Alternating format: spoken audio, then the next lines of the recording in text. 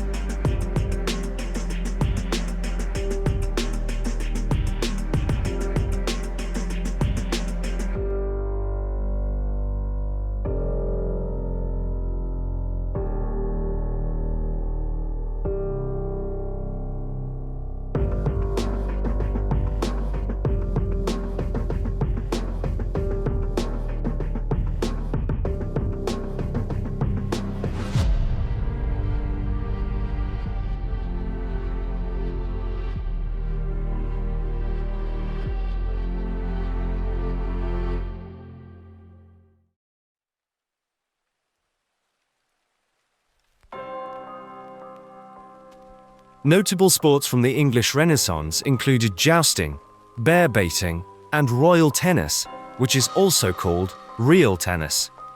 Jousting was one of the most popular sports for the nobles and knights who wanted to show off their skill and strength. Knights would ride on horses at each other with long lances and try to knock each other off. It wasn't just about winning, it was also about looking brave and honorable, and the winners would get more respect and sometimes even money or gifts. Tournaments can be really big events and draw in crowds from all around. Bear baiting was a very different kind of sport and was much more violent. A bear would be tied up and attacked by dogs, while people watched and sometimes bet on what would happen. Today, this seems cruel and wrong, but back then, it was one of the most common ways people entertained themselves and showed that they liked excitement and danger. Royal tennis, or real tennis, was a sport mostly played by the rich and royalty.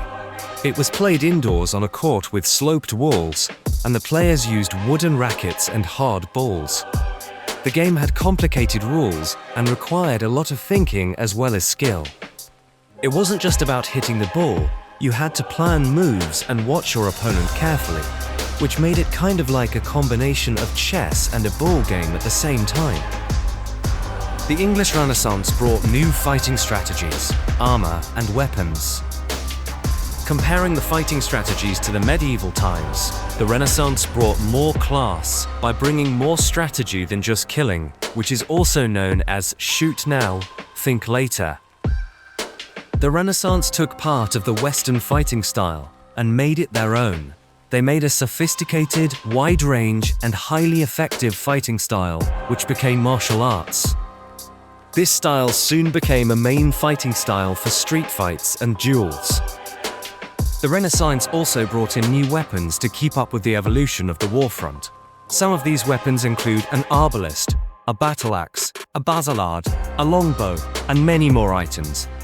These weapons were either completely new weapon concepts or modified weapons from the past. Any weapons that didn't get modified were often forgotten and eventually disappeared with the time passing.